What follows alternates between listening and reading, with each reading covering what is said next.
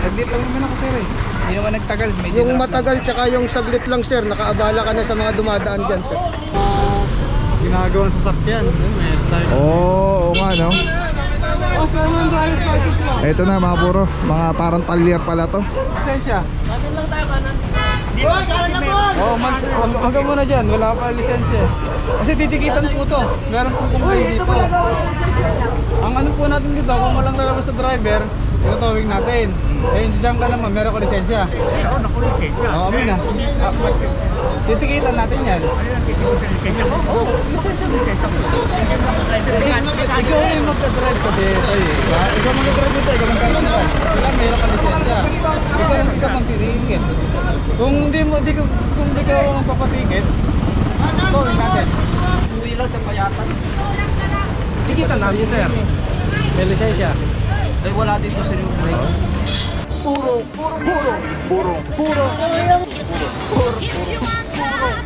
pagmamahal. Purong pagmamahal.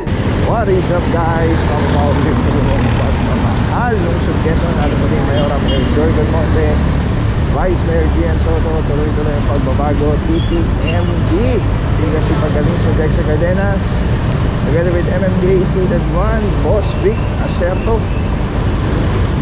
Well coordinated yung kakanak of clearing operation with regards to legally parked vehicles, mga obstructions sa mga sasakyan, motorsiklo, basta may makina at nakarehistro, nare-rehistro. Pero with regards naman dun sa mga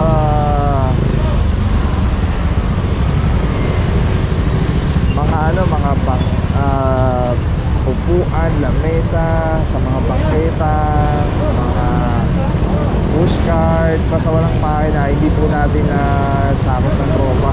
So may ibang departamento na para doon. Araw natin mga puro, Tuesday, March 18, 2025. At dito nga po yan sa Barangay Sacred Heart. Well coordinated na po. Ito na yata, simula na yata. Let's see. Pumasok tayo ng 11 Jamboree. Tapos anong street to? Ito na mga puro, deploy na. Marami dito, double parking. Hindi na natin alam kung merong one side parking sa area. Pero ayun, yung barangay na nag-guide po sa tropa, sila pa yung magsasabi kung may ordinance sa one side parking o wala. So yes. Morning boss. Barangay Sacred Heart, saludo mga bossing. Mga puro may one side parking as per kay bossing.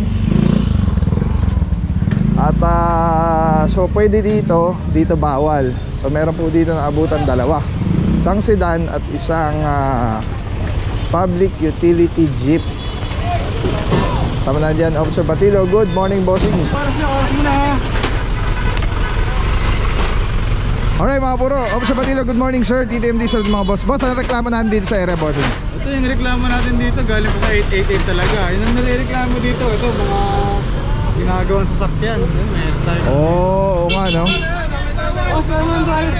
Ito na mga puro, mga parang talyer pala to. Lisensya. Kanan lang tayo kanan. Hanggang muna dyan, wala pa lisensya. Kasi titikitan po to. Meron po complaint dito. Ang ano po natin dito, kung walang lalabas sa driver, tinutawag natin. Eh, dyan ka naman, meron ko lisensya. Meron ako lisensya. Oo, amin na. Titikitan natin yan. Lisensya ko? Oo, lisensya ko. Ikaw yung magka-drive kasi ito eh. Ikaw magka-drive dito, ikaw magka-drive. Wala, meron ka lisensya. Ikaw hindi ka magtitikit. Kung hindi ka magpapatikit, tawag natin. Saan ko matutubusin niya? Marikli na tumana po. Babayad pa ako roon? Oo. Nakabono pa ako. Mekaniko lang ako dito. Kasi ano po, meron pong complaint dito about sa inyo. Kasi meron ng one side parking no? Ano dito pa kayo sa daanan ng tao? Kukunin mo to, hindi? Hindi. Alright mga puro, parking on top of sidewalk. Ito pala, meron palang talyer dito. So ang problema is, ang reklamo dito is parang ginagawa ng garahe itong kalsada. So lisensya ko kinikita na. Kaya mura. Yung jeep ang wala. Magkano ang tubos yan, bossing? Alright, so yan mga puro, nagbigay ng driver's license si Bossing. Ticket na lang po ito. Siya naman ang magre-represent as driver. Siya magpapaticket. Siya rin na magtatanggal yan. Para sa update sa traffic ng Quezon City, please like and follow QC Traffic and Transport Management Department. Geng geng. Ito naman, diretso lang oras. Wala pa rin driver until now. Isang public utility jeep. Uwi lang sa payatan. Tikita namin sir. May lisensya. Ay wala dito sir yung break. Pag-usapin nyo na lang sir yung matanda. Palapasin ko sir. Kung may lisensya siya. Kaya inuurasan no. Okay mga puro, as per dun sa residente, parang wala yata yung may-ari nito dito. Nasa Payatas daw yata. So mangyayari na ito mga puro, wala tayong choice kundi ito yung sakyan. Dahil wala rin yung susi, di rin matatanggal po ito dito. So ito tow, ito po ticket. Tapos diretso pa tayo mga puro para makover natin lahat. Let's go, let's go. Boss, Podi. Boss, good morning. Alright mga puro, paalala no, lagi and always, pagka po meron ng one side parking sa area nyo po, irespeto nyo po yun. Doon na po tayo mag-park sa tamang parkingan. Ang sidewalk po is para sa pedestrian, hindi po sa sasakyan. Kung kasama, talaga.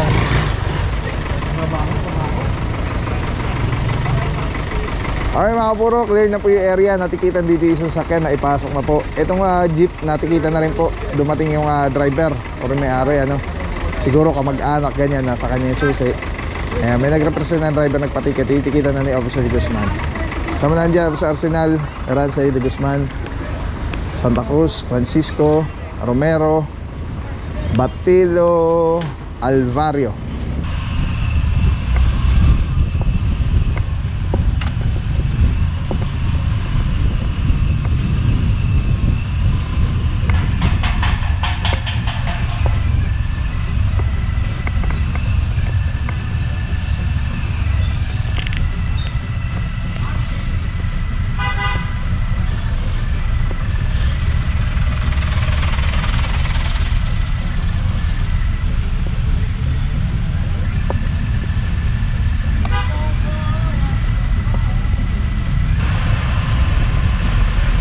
Alright mga puro, from Scout Digia, pasok tayo ng Scout Torillo. Dito naka sidewalk, kaya lang hindi yata kasama ito sa ano. May driver.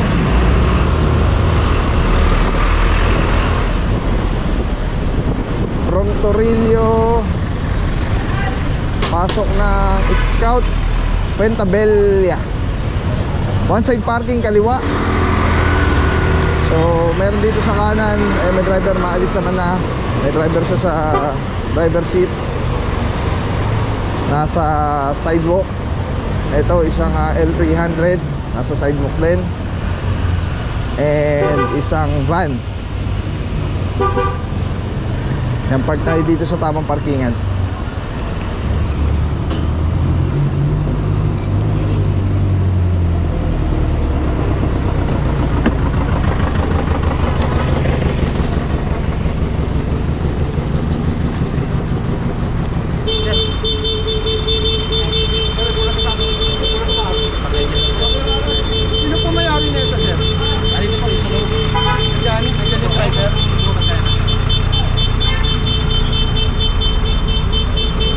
Okay mga puro, meron na abutan dito on top of sidewalk isang van na Starex. Sama natin dyan si Boss Podi, Officer Romero.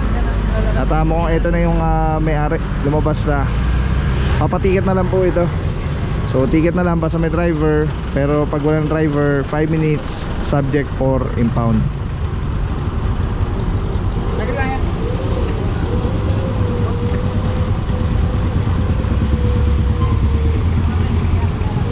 Okay mga puro, habang nag-aantay yung tropa, dire-diretso lang po yung oras ito, 5 minuto. Binivideo na po yung paikot para makita yung mga kung may damage man yung sasakyan. At the same time, yun na rin yung magsisilbing oras yung video, kung gaano katagal na nag-record yung video. Yun na yung pinaka Base yan ang oras ng towing company. Samantala mga puro, doon naman sa kabila, ayun, nire-ready na po. Inaorasan pa rin po yan. Ayan, nire-ready lang po yung tow bar. Pagka nakakabit na yan doon sa truck, yun na, sure na yun. Pero may instances kinabit na yung tow bar kasi hindi pa makapeka yung truck dahil hindi pa makapwesto. Yan yung driver. Kapag basta orasan nila. Okay mga puro, dalawa na yung lumabas dito na sinabi andyan na yung driver. Kaya lang hanggat wala po nagpe-present ng lisensya. Ito na. Pero makang driver's license. Saglit lang naman ako sir eh. Hindi naman nagtagal. Medyo Yung matagal tsaka yung saglit lang sir, nakaabala ka na sa mga dumadaan dyan sir. Parehas lang po yun eh. Yung mabilis tsaka mabagal. Dapat dito ka nagpark sir, may one side parking kayo. Naka sidewalk ka kasi.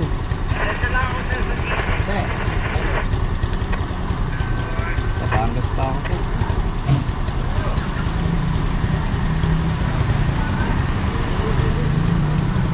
Okay mga puro, may driver, ticket na lang po. Yung isa yung mukhang hinihila na, wala pa rin driver until now. Ito po, ticket na lang. Tapos proceed pa tayo mga puro. One side parking kanan, dito naka tawag dito facing ito, tong side na to kanan, tas left side bawal po. Alright mga puro, Scout Pentabella pa rin po. Meron ditong isa, ganun pa rin po, kanan pa rin po. Right side bawal, kaliwa one side parking. Tapos may isa pa ditong sedan.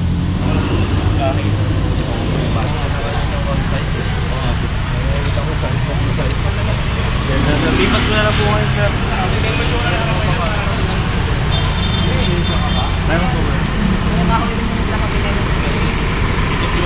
Kailangan po ng lisensya pagkakita. Alright mga puro, ito si Dan, may driver na rin na lumabas. Mukhang titikita na lang ito. At the same time, yung isa ayun, may driver na rin po.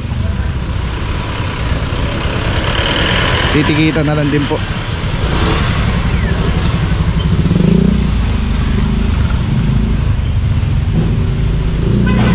Oh, DOTR pa to oh. Okay, ticket na lang din po. May driver na. Diretso pa po tayo. Let's go guys. Mga puro, basta may driver, ticket lang po yan within 5 minutes. Kaya as always, magpatiket na po agad kaysa matow pa yung sakyan. Sa dami ng sakit ngayon, importanteng protektado tayo at ang ating pamilya. Andito ako para i-share sa inyo ang Ozonizer 2C. Safe na ozone air purifier. 100 square meters ang kaya nitong protektahan sa ating tahanan. Kung mahal nyo ang inyong pamilya, mas mahal magkasakit. Prevention is better than cure. If you want to know more, visit Facebook page Super Oxygen or call 0917-755-0889. Maraming salamat sa iyo. Walang papapaw. So thank you so much sa walang sawang support, tiwala. Thank you sa Panginoon at ingat kayo palagi. God bless you. Purong pagmamahal. Thank you so much. God bless.